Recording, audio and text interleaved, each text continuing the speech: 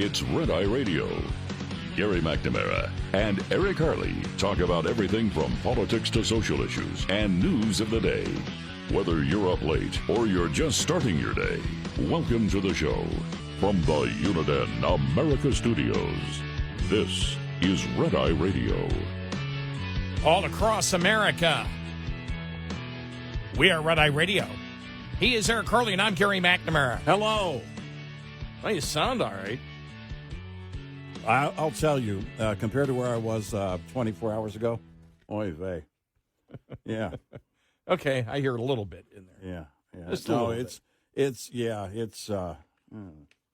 Anyway, I'm good. I'm fine. Look, we're all going to die. That's the good news. So, once you start there, everything goes up from there. You know what I mean? Every day that you're upright, I get to do this for a living. I don't know what it is, but I get to do it. And like I said, that one comedian, that elderly comedian, and I think he's in his middle 70s, whatever. He looks older, though. I mean, he looks every bit of 90. What is it? Is it Andy something? I can't think. Yeah. And I keep wanting to say Andy Timmons, but that's a guitar. No, that's not his. I just can't think of his last name. But when he just said, one thing I never worry about: dying young. Oh, he's got so many great one-liners. Let's see here. Oh, my gosh, he's on TikTok. Oh, you have his name? Andy Huggins. Yes, and Andy Huggins. Huggins? We got to remember Huggins. Yeah, Andy Huggins. We call him Hug. He is hilarious. Just follow him everywhere. There's you can go to the dry bar stuff that he's done, but just Google or TikTok Andy Huggins. He's got the greatest one-liners. I've watched the one. I think it's the dry bar. I've watched it like 3 or 4 times. He's very good. Yeah. Yeah. What's the one I like? He said, "Oh yeah, I went and found out my spirit animal the other day. It's extinct."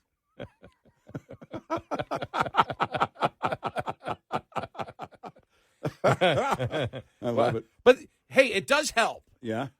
Because as we all go through, certain age barriers. For example, I remember when I first started on this show with you. Yeah. And so this would have been in the fall of 2000. The fall of 2005. It was summer of 2005. Yeah. Yes, when I reached when I hit. You mean your birthday? My birthday. In the fall of 2005. Right. Okay. My birthday, and it was like I hit 50. I remember you asking me, "What does it feel like to be 50?" And I went, "I don't know." Because I was thinking, man, I'm never going to live to 50. And that's 20 years ago. Yeah, I was 40. And so you sit there, and I really never think about age. I mean, I'd be honest with you, I really never do. And when I do, it's normally, watching a comedian who's talking about being old. Something. Here's the problem with being old, or when they say, well, 70 is the new 40. Yeah. Or what is it? 60 is the new 40. Yeah, 90 is the new 85. I don't know what it is. And you hear stuff like that. Or the best one is, I'm this particular age, but better than the alternative. And it's like, oh, okay, that argument wins. No, it wins all day. That is an absolute winning. We always talk about politics and what's a legit argument. Yeah. That is a totally legit argument. Yeah, you and I have both lost friends, that were too young to go, and I was thinking one of my buddies from Del Rio, one of my dear departed buddies from Del Rio, was thinking about him just yesterday. A great guy, and and I think to myself, because I wasn't feeling good, I was, I almost went into the Fred Sanford routine.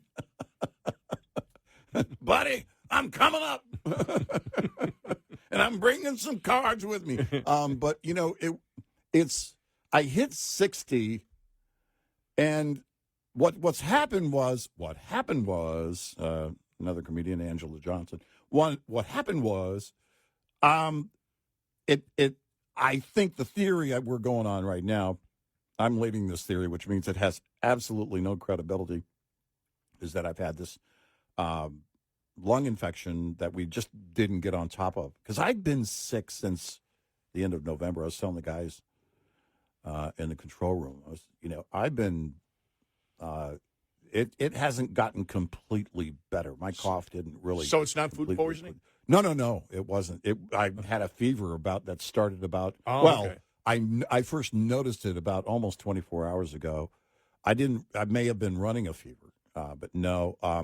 I thought it was because how quick the onset was, and it was like, oh my gosh.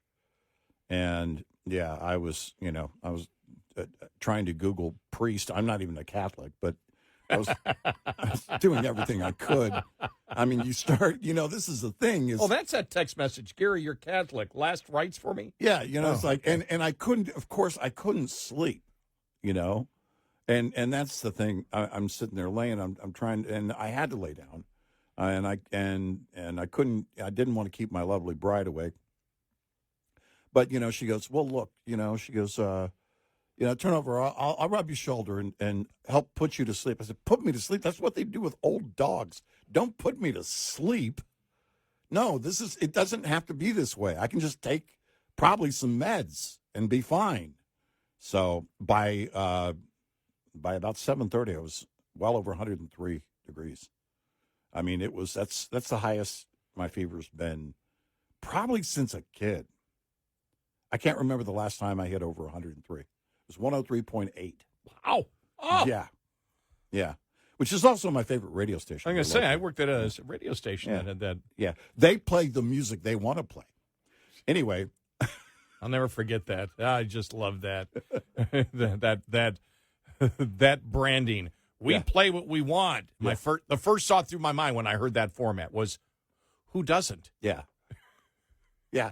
What radio company doesn't play on their radio station the music that they want? Well, it's Jack FM. We play what we want, which sounds like what a guy would do, right? Yeah. I'm just going to play what I want. And then I would have done, on branding, I would have done the counter, Jill FM. You know what? We'll stop and ask for directions. But exactly. So I'm apparently still a bit delirious, but it was what you missed yesterday. Speaking of dying, I got a lot of response, and thanks so much to our listeners about Robert DuVall, all the different the different movies, and something I've never seen. I think we had talked about this a couple of weeks ago, but we were talking more about Thomas Hayden Church at that point, and the fact of Broken Trail, what he was in with Robert DuVall, which is just a great TV movie. And a lot of people said, what about Lonesome Dove? I've never seen Lonesome Dove. Okay, so there's the thing. Lonesome Dove, for all of us in Texas, I graduated high school in the hometown of Larry McMurtry, the guy who wrote Lonesome Dove. By the way, he used to go to the local Olive Garden. He died a few years ago, but great author, great Western author. Now, there's even the Wikipedia page will say he was born in Archer City, but then when you scroll down, it says he was born in Wichita Falls. What I think that means is if you know Archer City, Texas, there's not a hospital. There may not be a hospital. There may not be a clinic. So he may have been born in Wichita Falls. Anyway, he's from North Texas. So like a local hero, right? That's where my parents are all from here, even though we spent a lot of my formative years in San Antonio and Del Rio. I graduated high school there in Wichita Falls. And when Lonesome Dove came out, I mean, it was a happening. It was, one of these things. But then as time grew on, it kind of, because it's a miniseries, right? You're a bit invested. We didn't even know what binging meant. I think it had to do with eating back then. So we didn't binge watch anything. But, you could get Lonesome Dove eventually on, I think you could rent it on VHS and then eventually DVD, whatever, and then streaming. But it's one of those where you just, for me, probably the connection to Larry McMurtry, just, the fact that he's from an area that I know. He In fact, he comes from a ranching family, wrote so many great Westerns.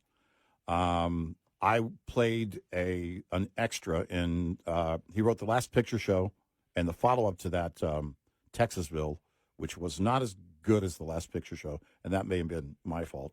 I was chosen as an extra. You can't see me anywhere in the movie.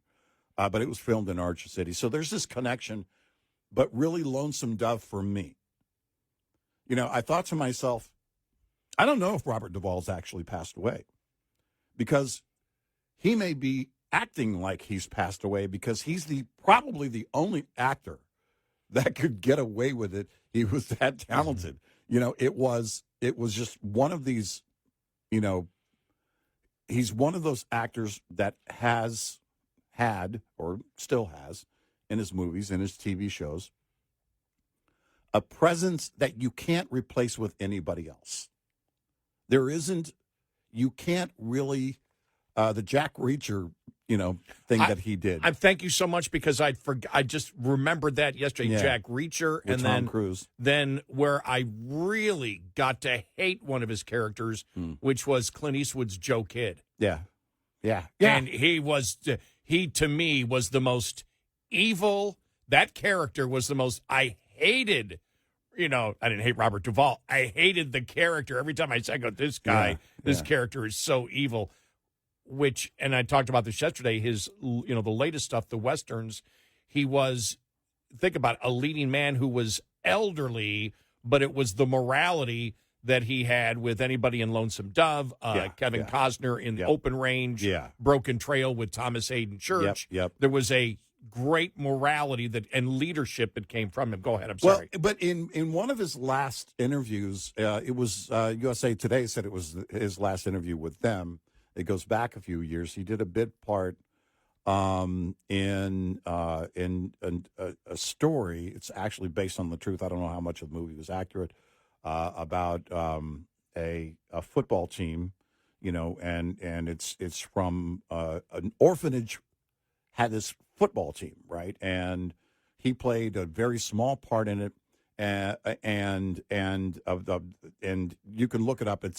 I think it's from 2020. I saw it. 2021. Yeah, it's also based here in North Texas. It's based from around here. Yeah.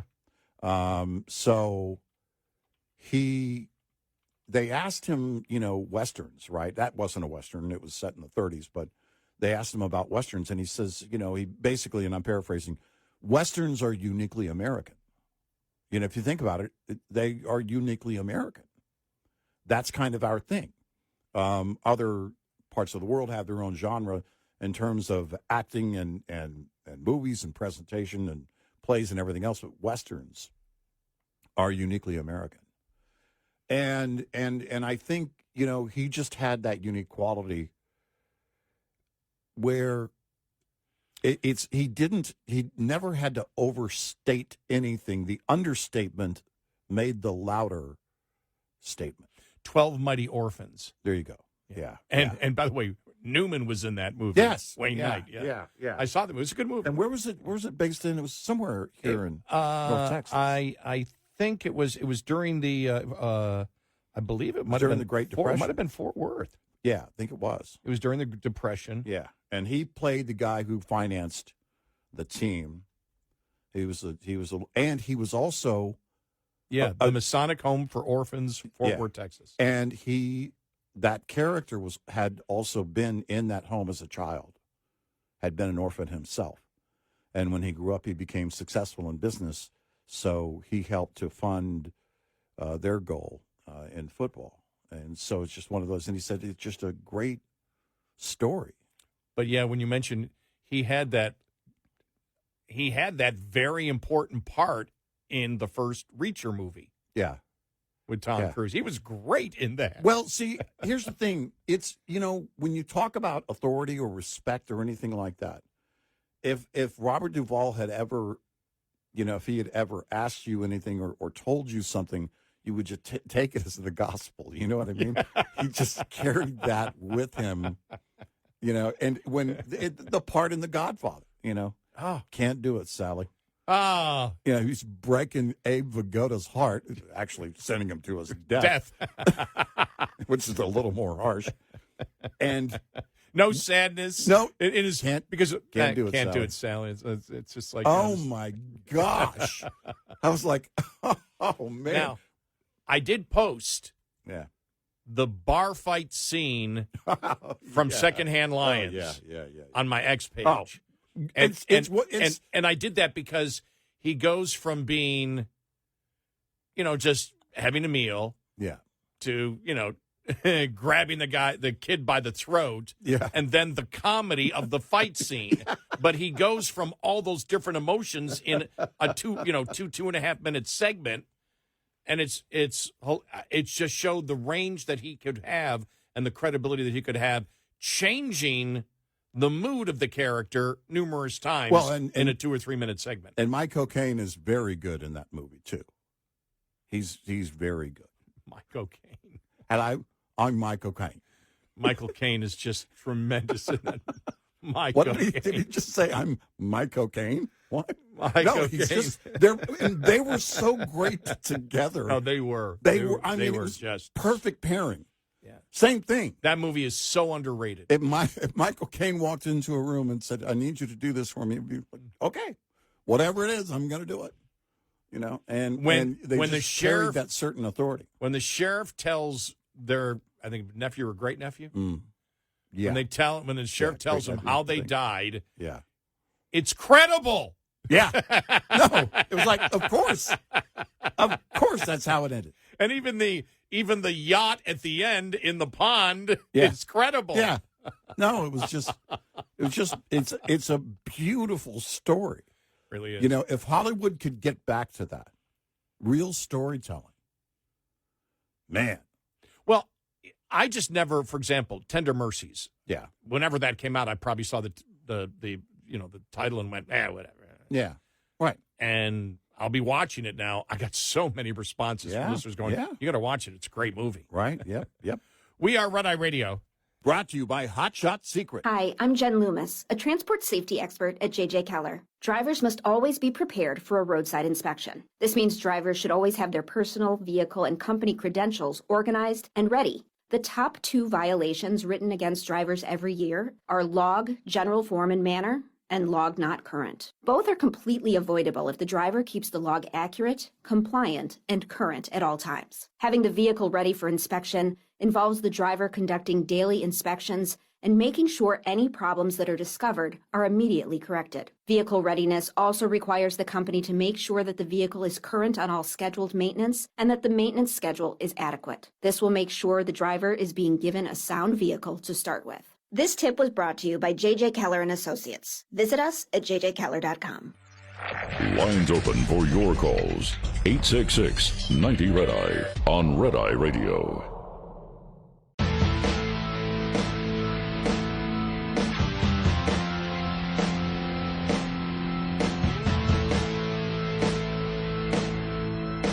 We are Red Eye Radio. He is Eric Harley, and I'm Gary McNamara. Just reading this headline here, Eric. Whoopi Goldberg shuts down any links to Epstein while addressing name appearing in the Epstein files on The View. We just wanted to, and it was something about somebody said she had to take a plane flight and wanted his plane or something like that. It was what it was. Right, yeah. And I thought to myself, you and I are safe. Oh, yeah. Absolutely. We are. Well, I make it a habit not to hang out with perverts. Yes. And alleged child molesters. Oh, okay. Yeah. I thought maybe you could have thrown pervert my way, but that's... Well, I don't know. Maybe we'll tackle that in the next segment. Hey, stay tuned now. We'll be right back.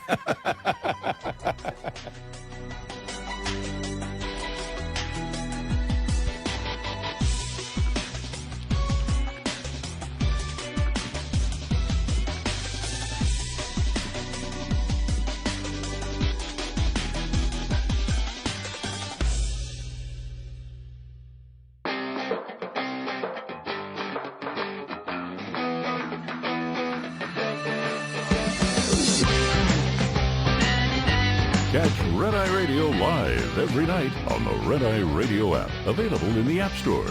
Red Eye Radio. And he is Eric Harley, and I'm Gary McNamara. Well, you know, we like to get to the point, and sometimes you might even see that on TV news. For example, CNN. Yeah. Kevin O'Leary was on with the liberal panel. Right. All right? Okay. And they asked him for a final word. All right, Mr. Wonderful here. Yeah. Here we go. All right. All right, Kevin, a quick last word. Oh, wow. Which I'm not sure. My last word is, you're all nuts. Like, that's just... Oh, my God. Thank you, Kevin. Guys, Am I in on that? Look. I love it. It's true. You're all nuts. You're all just absolutely crazy.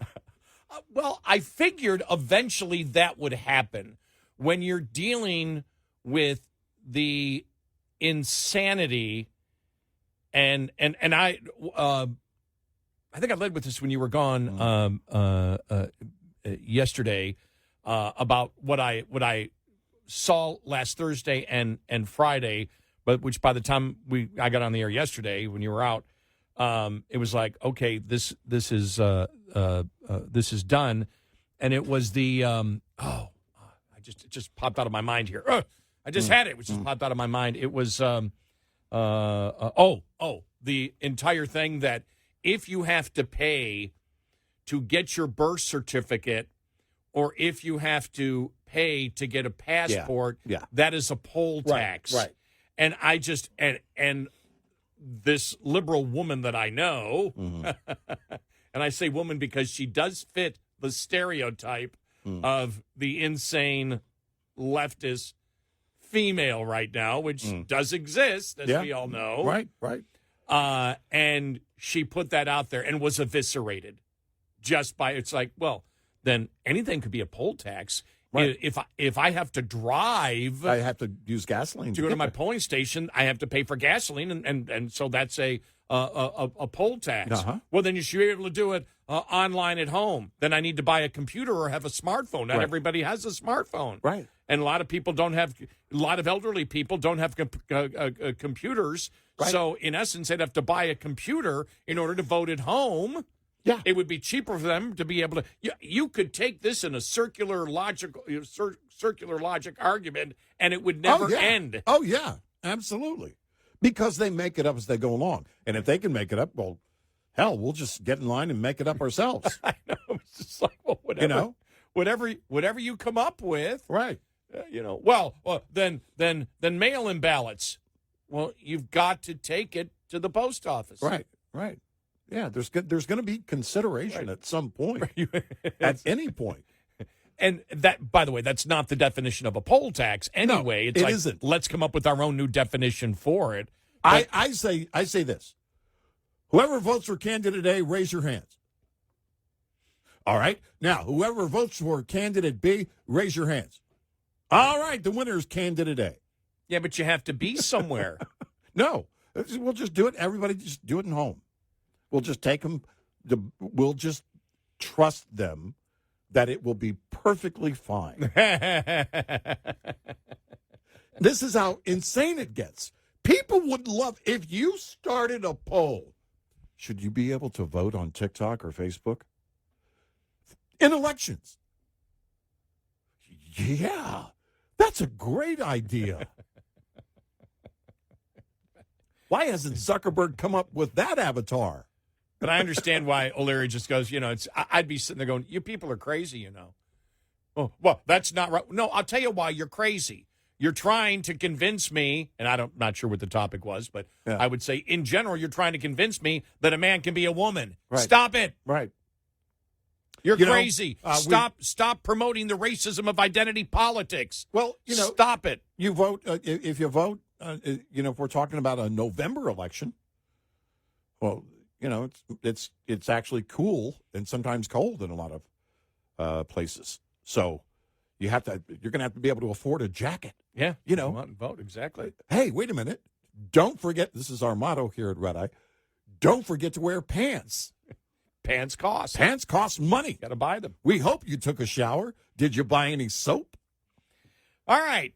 Our Jasmine Crockett update actually should be a Colbert update. Yeah, right. Yeah. But that was hilarious yesterday. Mm-hmm. Yeah.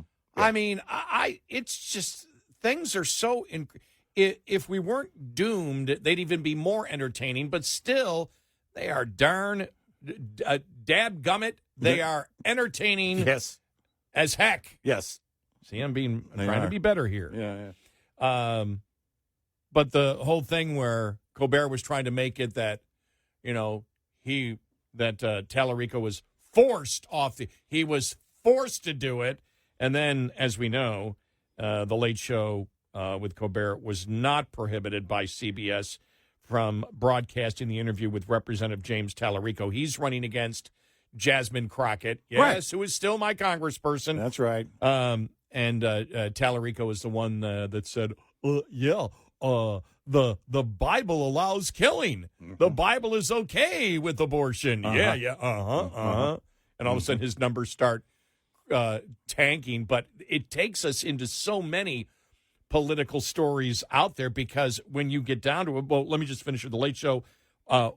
Was not prohibited by CBS from broadcasting the interview with Representative James Talarico. The show provided legal guidance that the broadcast could trigger, this is internal, could trigger the FCC equal time rules for the two other candidates, including Representative Jasmine Crockett, and presented options for how the equal time for other candidates could be fulfilled. The Late Show decided to present the interview through its YouTube channel with on-air promotion on the broadcast rather than potentially providing equal time options, which you have to do on the networks. Right. None of us who have been in broadcasting for any length of time was shocked by that. No, we've known it from day one. Right. And that's because today, I think, starts early voting. Yeah. In Texas. Yesterday. Yeah. And you have a national broadcasting network. Today or yesterday. Yeah. Which is going to give time to one candidate, and the left started screaming and on social media, and I'm I'm thinking censoring, and I'm thinking to myself, you people don't have a clue. Right. Number one, this is all ingrained in the Federal Communications Act of 1934, and I know the argument out there, the law shouldn't exist, we need to change it. Doesn't matter. It is law now. Yep. It is law now, and they're not news shows. They're political shows. Well, the news shows really aren't news shows anymore, but they still get away with it because they cover other topics. Well, it's funny because the news shows, the ones that they call news, are actually funnier than what they call comedy. Yeah, exactly. and so with Colbert doing it, he's trying to make himself out to a victim where that was actually CBS, the legal department saying, you're doing this the day before voting in Texas. Yeah. And she's leading, and you won't bring her on. Colbert was trying to censor a black woman. Yeah. Colbert wanted the white man. That's right. To get all the publicity because the white man in the polls is down to the black woman. Yeah. So the white man, wow. I think I'd be good as a Democrat practicing identity politics. This is fun. Too bad it's I won't say it's on its way out, but too bad it's certainly no longer chic. Because the white man wishes for the white man over the black woman to win. Right. See, when you live by identity politics, you die by identity politics. Yep, that's the reality. And so that was, but understand that's what it was. Now, Colbert, David Letterman, now his predecessor, would be rolling in his grave. Now, he's not dead, but if he were, then he would be rolling in his grave because remember what David Letterman said on his way out about his replacement, who he wanted for the Late Show. He said, well, I would have chosen a woman of color. So Letterman and Colbert have to be feuding right now over this, right? You're shutting down Jasmine Crockett? How dare you, Mr. Colbert? We stand on red eye for Jasmine. If you guys record that and put that anywhere, I'm going to call the FCC on you. Give my congressperson, and I say congressperson because I don't know what she has officially identified as. That's right. Exactly. So give my congressperson equal time. Well, Congress individual, because person has the word son in it. Son, Remember in okay. Canada, they All right. said we don't say any. Yeah. So, yeah. Congressional life force. give Permission structure. I don't know how that even fits, but we'll just use it. But reading from National Review here. Here we go. All right. In other words, Talarico's interview was demoted to the internet, because they put it on the internet, Yeah. not because Stephen Colbert was worried about Trump or feared the wrath of a MAGA FCC. It was demoted because Colbert did not want to be forced to give equal time to Jasmine Crockett. It's true. This suggests a significant and well-coordinated Democratic attempt to starve Crockett of the spotlight in hopes of denying her victory. And she doesn't get much spotlight. Colbert is the living, breathing embodiment of the Democratic entertainment establishment, after all, and has always been extremely conscious about using his platform to promote politicians and causes that align with the party's broader messaging. The messaging of the day: to hell with Jasmine Crockett. That's a quote. I don't want people to think that I was using that word. I'm trying to get better when I get passionate. Yeah. No, I've not been instructed. The legal department has not instructed me. Right. No, we do not get any legal notes. I am self-censoring here. Yeah. We get some notes from the production room. It usually reads like, can we get a vending machine? No, every time I do that, I go, "Oh, sorry for doing it." I get our listeners writing us. No, that was a justified HE double hockey sticks, or wall holding back the water. That's right. They go, no, that was totally justified. We understand the frustration. Yeah. We don't want all hell to break loose. but understand it. This was not, and immediately that's what was happening. Trump getting involved. It's like, no, this doesn't involve the Republican primary. Yeah, no. This involves equal time to the other Democrat candidates. Well, where's the equity? Right. But another Democrat in the media, white male. Diversity, equity, and inclusion. That's what we stand for here at Red Eye. On Colbert, we want diversity, equity, and inclusion. That's right. Why didn't he host a debate? Well, I think, by the way, I do think that AOC's hypocrisy mumbo-jumbo. Yeah. It's going to be so fun. New York Times trying to defend her. It's like nobody. But who was it? James Tarantino, the podcaster, the Democrat, was saying, he goes, the most amazing thing, and he's a Democrat, saying, nobody's defending AOC. Right. And then weekly, the New York Times is. Well, once you've been around for a while, we warned her, and like we've warned all the liberal left. Look, at some point, you become the oppressor. You become they're done with you. I don't know how in the world Schumer still is on Capitol Hill, because it's just, he should be retired by now, because they're way done with him. But AOC. The sun's setting, and she's only what? Is she even 40 yet? It's just, that's the problem with the overexposure. Yeah. Well, it's the problem when there's nothing upstairs. Exactly. And you decide, I'm going to hit the international media. Right. Exactly. Yep. And talk about things that I don't even know if I have an opinion on it, because I have no idea what's going on. Right. So I'll give you word salad. Yep. We've been here before. We have. And it wasn't even her. Nope. We are Red Eye Radio. We'll be right back with more Red Eye Radio with Eric Harley and Gary McNamara.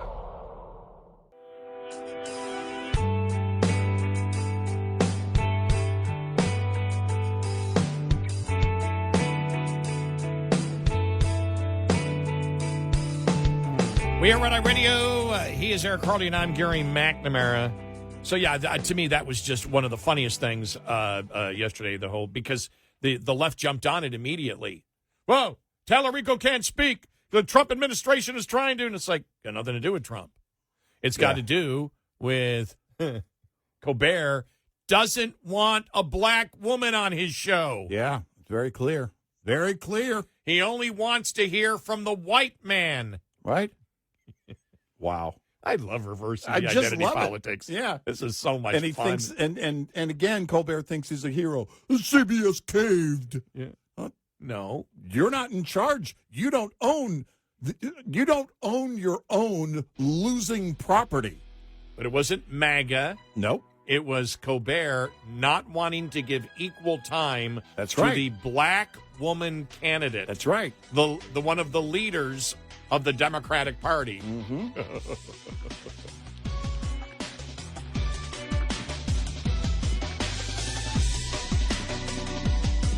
Top of the Hour News is brought to you by House Products. Visit houseproducts.com. This is Red Eye Radio on Westwood One.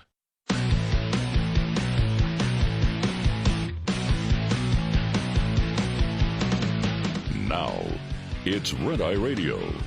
Gary McNamara and Eric Harley talk about everything from politics to social issues and news of the day. Whether you're up late or you're just starting your day, welcome to the show. From the Uniden America Studios, this is Red Eye Radio. All across America, we are Red Eye Radio. I'm Gary McNamara. He's Eric Harley. Hi. I'm just laughing here because I just came upon this. It does relate to some of our comments from last hour. Yeah. Margot Cleveland. Stephen Colbert did not want to have Jasmine Crockett on his show, so he could not air the Talarico interview. Yeah. Right. Maybe because she's a woman or maybe because she's black. But that's on Stephen That's Colbert. what we were saying. Not the FCC. Right? Margot's right on it. Has Hey. nothing to do with the FCC. It's a long-standing FCC. Everybody knows it. My 6-year-old grandson, number 8, has his own podcast. Click subscribe and make sure you put the notification bell on. And he knows it. You know, I don't remember when I first learned it, but it was probably when I was 18, when I started. And, you know, I don't remember, because it was music. But back then, someone had the smart idea of not actually hiring a news person, taking one of your music DJs and making him the news person. So English being my second language, it's also my first, but it's mostly my second.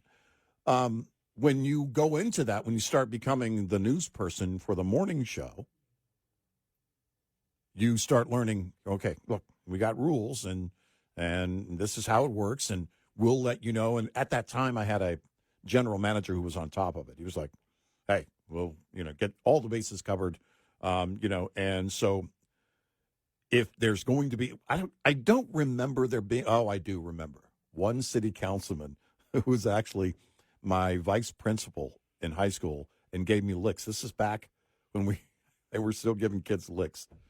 And it was about 2 years later, maybe 3, I was on the air and he was running for city council. And we just had a very short interview.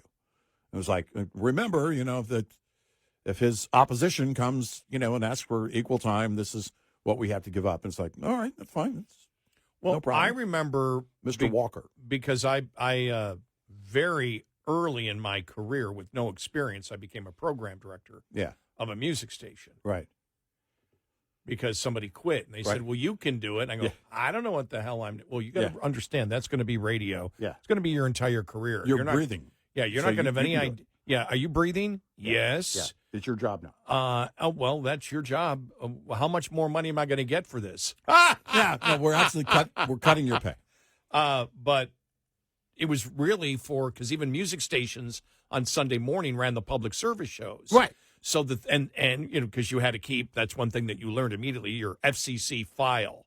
And it was like, okay, well, we have to renew it. The ownership was always on your case. Are we doing everything right? It's like, look, we're doing this public service show, we're pretending that this is public service, and we're pretending this is public service too, and we think we can slip this by as public service. Well, remember the PSAs you had to run about your public service file, and then the local TV stations had to do the same. Yes, exactly. Yeah. So you're always concerned, as a program director, and making sure that if you were at an AM station, that if you had to change the direction at night when the sun went down, you better change the antennas.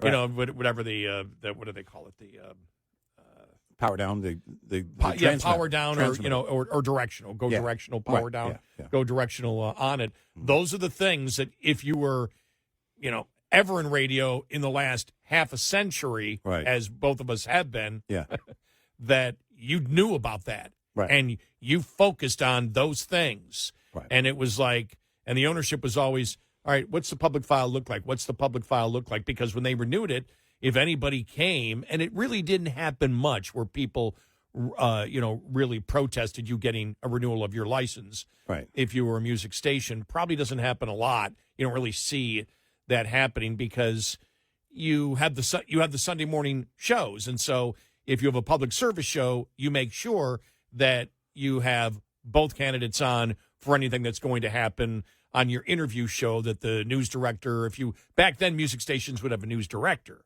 Now they may have a public service director who does, and some of the shows can be good and some of them can be terrible to listen to because you're getting people that really aren't news people. Then again, who is these days? Just somebody who's your public service director. Okay, interview this guy when he comes in. I don't know anything about the news. And it's like, well, just let him talk then, and then you offer it to the other candidate. Right. The next week. But the problem with Colbert is what he did is the night before the voting begins in Texas, right, he wants to put Talarico on. Right. Well, anybody in legal, immediately that's going to set off. Oh, yeah. That's going to set off alarms. You're going to say, wait a minute, maybe if you did it,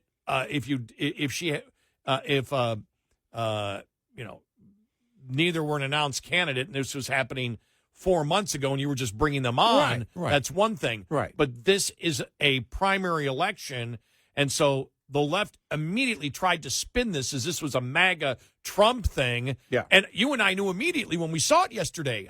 I can speak for you on this. Right. Because you've been in the business as long as I could. We both went, it's got nothing to do with the Republicans. Nothing. This has nothing to do with Jasmine Crockett. Right. And he didn't want to have Jasmine Crockett on. Yeah. Oh, just great. I mean, if it were, like you said, like a grassroots thing, months before. Yeah. Let's say a bartender wanted to run for office. I mean, it's not going to happen. They have good jobs. And she decided, she wanted to run in a district in, I don't know, New York City or something, and you wanted, it's catching fire. All right. Then that's one thing. The night before early voting begins, no, doesn't work that way. And this, it really, to me, comes off as you knew this and you set it up to go down this way. Colbert's been picking a fake fight for the longest time. Going back to the Daily Show, when he was on the Daily Show and his fake Colbert, fake conservative thing. He's nothing but a fake. This whole thing reeks of, you knew what this was. You know how this is going to go down, and now you just want to be on your way out the door, a victim for another reason. Mm-hmm. It's actually very, very silly. And all that at the same time that Anderson Cooper is leaving 60 Minutes, because he says he wants more time for his kids. Nobody wants more time with their kids. That's not true. And by the way, he's going to keep his job at CNN, where he spends a lot more time. Well, wouldn't you just keep the job over at CBS? This is about Barry Weiss, and we all know it. Now, at the same time this was being announced, if Paramount, the parent company of CBS, gets the deal done with Warner Brothers, that currently owns CNN, then there is a scenario where he, if he stays at CNN, could be working under Barry Weiss again. We'll see if all that happens. There's a lot of bridges we have to cross. But that breaking news story that Paramount's back in the bidding process now for Warner Brothers, and because Netflix didn't want the cable news division or the cable anything in that Warner Brothers package. They only wanted the movie catalog and the streaming, right? Well, Paramount and what's his name, Jared Kushner is a part of that. Larry Ellison's son, Larry Ellison from Oracle, his son David, it runs Paramount. Larry Ellison very close to the president. But there was word that, there was really a thought, a consensus that there was not going to be a good chance of getting this approved if Netflix were to buy Warner Brothers, because Netflix on the scale is just huge. I mean, they're a massive, massive company. Paramount is much smaller. But the point being, I just think it's funny that there's a possibility. Again, you're going to have to go through a few hoops here. But if Paramount actually wins in the process and it gets approved, and they get Warner Brothers, then they own CNN. So Anderson Cooper is back working. Yeah. For Barry Weiss. Right. Quite possibly. Because I would think that they would consolidate, yes, the newsrooms. And because, it's Paramount, the parent company, it was all by everybody's, all the sources say it was their choice at Paramount to bring her in, to buy the Free Press, right, her company, and then to bring her in as editor-in-chief at CBS News. That was a Paramount decision. Well, if you want that for CBS News, you certainly would want her to have some input at CNN if they end up getting that under their brand. And then if you look at the Colbert thing, if Colbert had gone on and if Colbert would have said, okay, because he could have put her on. They weren't saying, right, you can't put her on. Right. It's like, we have to have a discussion about how we do equal time, because this is the beginning of the election. We can't do this. This is obvious. This is obviously in violation of the Communications Act of 1934, which is legislation passed by Congress. But if Colbert had put him on, not just on YouTube, but on social media, but actually on the broadcast, then this would have forced, hypothetically, Brendan Carr, a Trump loyalist, telling CBS they better give Jasmine Crockett equal time, or we're going to fine your posteriors for breaking the law. And then that would have been great, as the Trump administration was saying, Colbert does not want. And it may happen anyway. Yeah. Trump may come on, he goes, well, yeah, this shows you the racism of the Democratic media out there in Colbert. Yep. He wants the white man to win, and he wants to censor the black woman. Yep. Right. He really isn't that smart, because you would think about, if this came down, you would think, number one, you'd say, yeah, no big deal. Well, let's invite her on. Right? That's what you would do.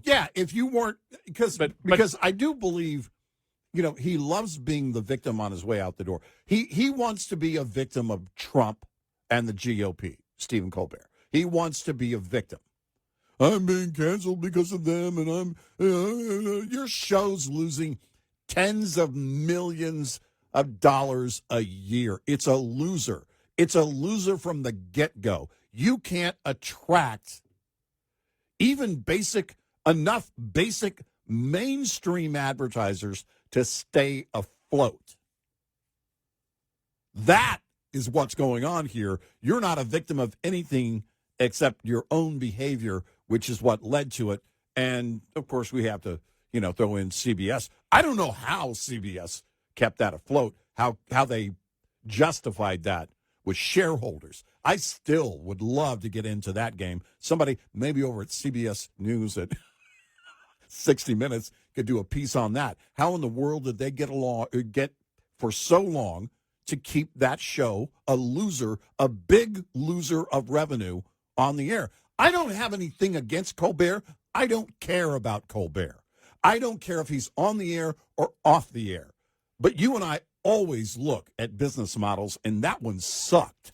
Well, and I look at it, though, and what upsets me the most is the Democratic white privilege that he is making clear to White everyone. male privilege. White male privilege. Yes, exactly. That he is making obvious now to all Democrats That's out right. there. That's right. Oh, man, this is so fun. So much fun. It's so much fun.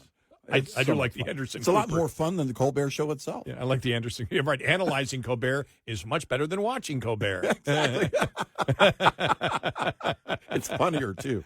We are Red Eye Radio. This morning's USDA Farm Report is brought to you by House Products. Tested, trusted, guaranteed since 1920. A higher beef production forecast per USDA's February meat outlook. As World Agricultural Outlook Board Chair Mark Jekanowski explains, for 2026, we raised our beef production forecast by 190 million pounds based off of the NAS cattle report that was released January 30th. And while the headline from that report was a tightening of cattle supplies, Hidden within that data, it also showed higher supplies of cattle outside feedlots ready for placement. with projected higher cattle placements in feedlots the first half of this year, Those cattle will become beef in the second half of 2026. That's the reasoning behind our higher beef production forecast this month. steer prices remain high, with a $4.50 per hundredweight month-over-month increase. The 2026 price forecast now at $240.25 per hundredweight, an almost $16 increase from the prior year. I'm Rod Bain reporting for the U.S. Department of Agriculture in Washington, D.C. This report brought to you by Cenex Fuels and Lubes. Get in touch with Red Eye Radio, toll free at 866-90 Red Eye.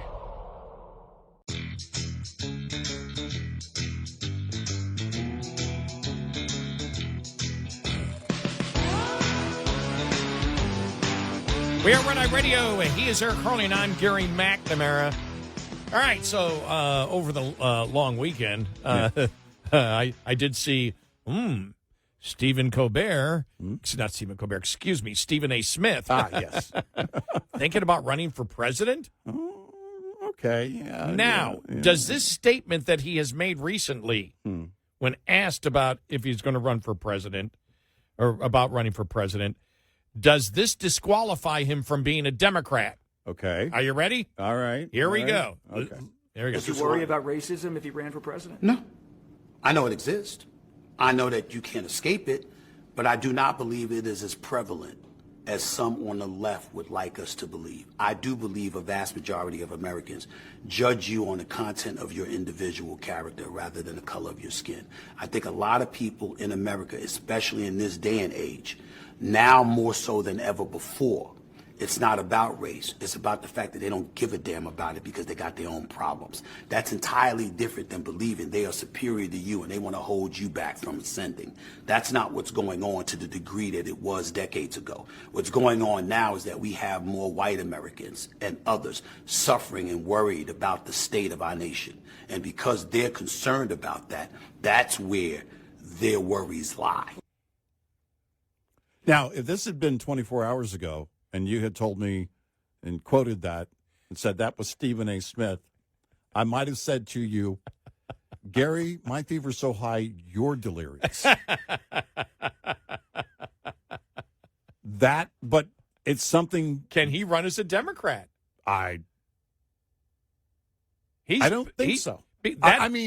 That's completely anti-identity politics. Here's the question. Is there a threshold? Is there a threshold? Is there somebody that breaks that threshold and comes through? Because, I don't think it's like a Rahm Emanuel, right? No. Who said some things, in the past that doesn't jive with the new radicals on the left. I don't think it's him. But is there somebody? I don't know that it's Stephen A. Smith. I'm just asking a general question. That could get to the threshold of pointing things out, going, we got to quit being stupid. Yeah, racism exists. But people judge by somebody's character and not the color of their skin. And people judge you when they hire you based on their own self-interest. That's right. With their own self-interest is, how am I doing in my life? Exactly. Yeah. And what are you going to do to help make my life better, to help make the situation better? That's within your power of this office, whatever office you're running for. And I don't know. I don't think he can run as a Democrat. If you ask me if I had to put the dollar down on one or the other, I'd say, no, you'd have to go independent based on that. But I don't know. What he is saying is critical race theory is garbage. Yes. That's essentially what he's saying. Can you get away with that? Can you be a Democrat? And be a Democrat. And win on that?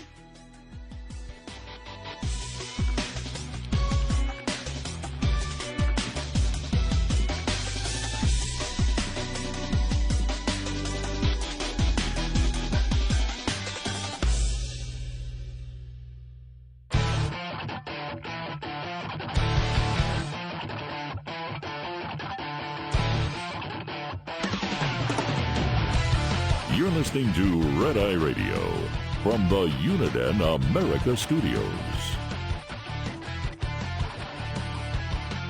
We are Red Eye Radio. He is Eric Harley, and I'm Gary McNamara.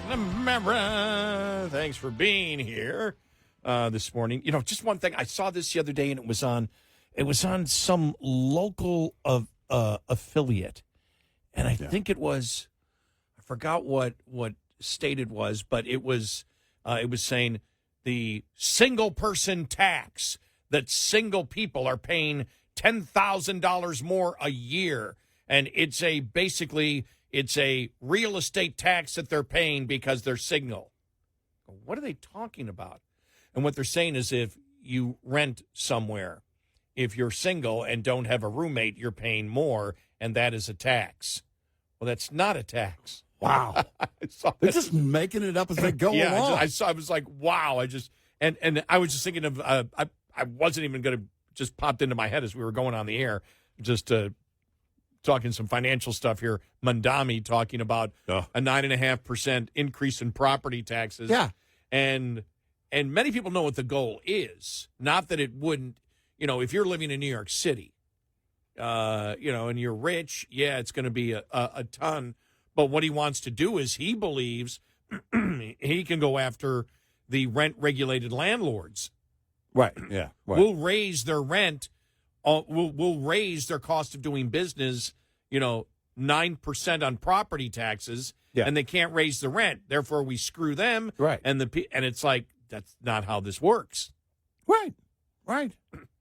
But it's, and then I saw where, Hochul sends him some money from the state, and I'm thinking, you're just setting it up. I mean, it's going down exactly the way we said over the long weekend. News coming down that the whole free bus thing is, it's going to be a flop. Of course it's going to be a flop.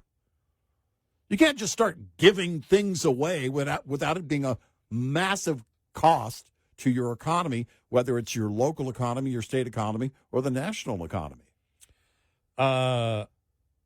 Hochul promised him another $1.5 billion in state aid. Yeah. And it seems like that's instead of upping the corporate tax rate of New York drastically and taxing the rich in New York. She said, I'll give you $1.5 billion. And he just said, fine, if you're not going to give me what I want, a 9.5% property tax on everybody, which means everybody in New York, because not everybody is rich. But everybody in New York would see an increase in their property tax by 9.5%. This is happening exactly the way we said it was going to happen. I mean, that's the direction where, he says he's going to go. When Hochul says, here's $1.5 billion, and I thought, $1.5 billion, that's cute. It's not going to work. It's not, she's trying to hedge here. But you're only tapping the brakes on his agenda, and really you're not even doing that. In fact, I would argue you're giving more fuel to that agenda because that's where he's going to go. Okay, well, if you're not going to, raise taxes, here's what we'll do. We'll raise taxes. We'll make it one way or another expensive on everybody. And that's, of course, how liberals think. Here's part of the discussion on CNN with Mr. Wonderful Kevin O'Leary again. Here we go. All right. This is bat poo-poo crazy, what he is proposing. And probably sometime next year, within 12 to 18 months, I will meet him in Miami and give him Real Estate Agent of the Year award. Because I'm not happy with what's happening. I can't get across the bridge anymore. I live in Miami Beach. Everybody from New York and New Jersey and Massachusetts is moving into my neighborhood. I'm pissed off.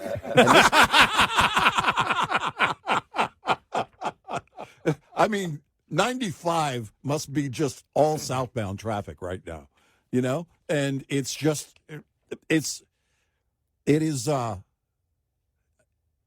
what we've been talking about for the longest time. I have a friend who was/is in show business, and he did okay. But he left California recently. In fact, he had some land in California, and word is he's got a buyer for that land. And so everything, movie companies used to rent the land to shoot some scenes on, and so he's doing away with everything. And he's not like a billionaire, but he made enough money. You know, this is, again, gets down to, all right, I've got this choice. Because he said to me, he goes, I'm seriously thinking about getting a part-time job at Walmart or something. Because nothing's happening here, and now he's moved, and he can take the wealth that he has, and it can go a lot further in other states. And he is one of those rare conservatives out there in Hollywood, and you and I know a few of them. But now it's not even about, conservative necessarily. I mean, we know that the conservatives are, still, a few of them still there. They don't get any work, James Woods. But it's about affordability. And New York, California, Illinois, all of these super expensive states. I saw some advertisements for some things that were going to go on. These were business things that were going to happen in Portland and the Portland area. Look, Oregon's a beautiful state, and we know there's plenty of conservatives there in the great state of Oregon. But I'm thinking Portland specifically, why would you choose to, what is it that why would you have your convention meeting, whatever you're going to do there in Portland? I mean, you've got to, but I think you're seeing more and more the choices that are made. And as Kevin O'Leary points out, real estate in states like Texas, California, or Texas and Florida, thanks to California and New York, is always going to be a sure bet. It's always going to be something that they, in fact, what the one thing, I think the Wall Street Journal had the story. They're buying out a bunch of land right now for these data centers. And then there's some states, and I think the one that they quoted early in the story was Virginia, that were saying, well, no, we don't want this. We want home building. We don't want data center building, right? We don't want our land. We're short on land. In some metro areas, of course, you want out of land. But like in the great state of Texas, you can have both. You can build more houses, which they're doing. You can build data centers. You can build the power plants for the data centers. Florida doesn't have as much open land, but they still, again, have the environment regulatory-wise that's inviting for those companies and those individuals who want to keep their wealth and be successful and not give up their freedoms. New York and California, good luck. A report issued by the Partnership for the City of New York, which is a corporate advocacy group. And I know Democrats would say, well, but they represent the corporations. Yeah, they're the ones, they're telling you what they're going to do. Right. But they concludes that the Lone Star State's low-tax pro-growth policies are successfully already recruiting corporations and diverting jobs from Wall Street firms fed up with New York's high-tax, business-hostile policies. New York is already ranked last nationally for its tax competitiveness and is consistently ranked among the bottom states for starting a small business and for small business growth.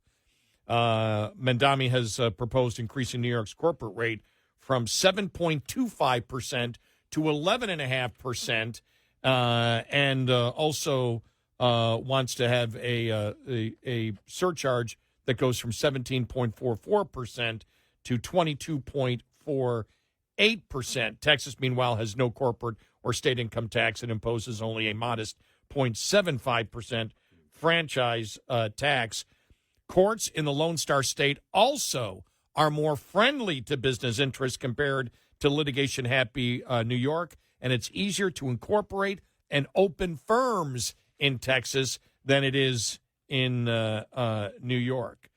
The report found in 2024, Texas surpassed New York as a state with the most financial services employees, excluding insurance and real estate. 23 companies relocated their headquarters from New York to Texas over the last decade, second only to firms from California. J.P. Morgan Chase now employs more people in Texas than any other state, including its home state of New York. Wells Fargo opened a new Dallas campus in 2025. Financial services recruitment in Texas surpassed New York's with 9% more job postings in 2025. Just an example of it. What happens with people that promote socialism is they want to deny economics. And whether it was the late economist Milton Friedman or the University of Rochester economist Steve Landsberg, or we here on Red Eye Radio, they've been telling you for decades, economics is simple. It's how people respond to incentive. Yep. Steve Landsberg said that a few times back. He said, he goes, what's economics? People respond to incentives. All the rest is commentary. Yeah. But everything that you look at, you can get into the specifics of macroeconomics and all this and versus microeconomics, and you can look, but everything is based on how people respond to incentive, which is how do people respond to their own self-interest. And if Democrats failed to do that, as they did with prices, they paid the price. Yeah. If Republicans refuse to do it based on prices, which is people's own economics, you do so at your own peril. Yep. Now, luckily for the Republicans, they're one of their things that makes it a great chance of still winning in November is the Democrats. Yeah, I mean, It really is. It really is. Because they're just Which is why we bat think poo-poo. exactly bat soup crazy, as we say, and this is why we think Jasmine Crockett should be on Stephen Colbert. You need to bring the moderate on. See? Yeah, that's right. Come to the center, Mr. Colbert, with Jasmine Crockett. Have you seen any criticism anywhere of Colbert not wanting Jasmine Crockett on? No. From the left. No, just us and Margot Cleveland. And every other conservative. out there. Exactly, yeah. But just being eviscerated for his proposal. And the whole thing is, Hochul's looking at it saying, we can't be competitive as a state. I can't balance, if it's between me balancing my budget and you balancing your budget, whatever, or I cannot increase corporate tax rates across New York State to fund what New York City wants. I can't raise it for 4% over 4 percentage points, which would be when you actually look at it, what a 40% increase. Yeah. In corporate tax rates. Yeah. Fine, I'll put not. And my thing is, Hochul, don't do anything. Let him do that. Yeah. The only way you're going to restrain him is don't give him the money. Right. That's it.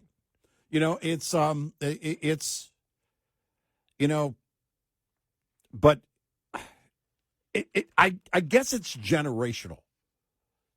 We see these new radicals in terms of, the current mayor of New York City, AOC, and they all think they can do it better. Oh, the reason socialism didn't work before is because they were doing it wrong. Okay. All right. Well, good luck. When AOC said the other day, talked about, the old order, the old rules versus the new rules. Yeah, right. That's BS. It's garbage. There's no new. There's garbage. We have a new way of doing. There are no new ways of doing things. Well, they've all been tried. For them, it's not new rules. It's no rules. Yeah. We don't want to play by any rules. We'll make up our own as we go along. They do want to abide by more tax rules. Their own as they go along. Yeah, make it up as they go along. We are Red Eye Radio. Coming up, more with Gary McNamara and Eric Harley. It's Red Eye Radio.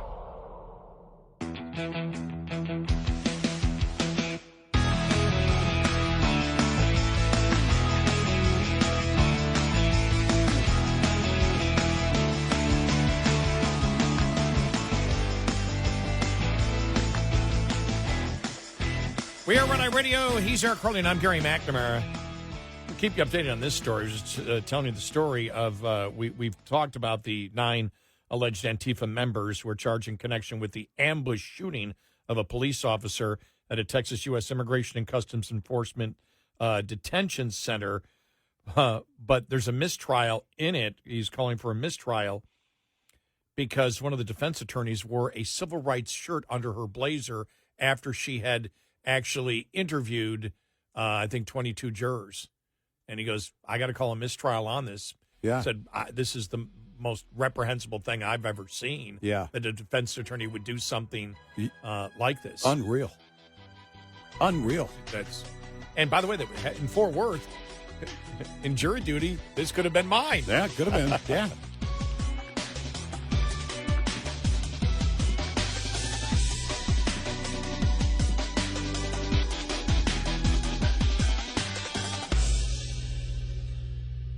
This is Red Eye Radio on Westwood One.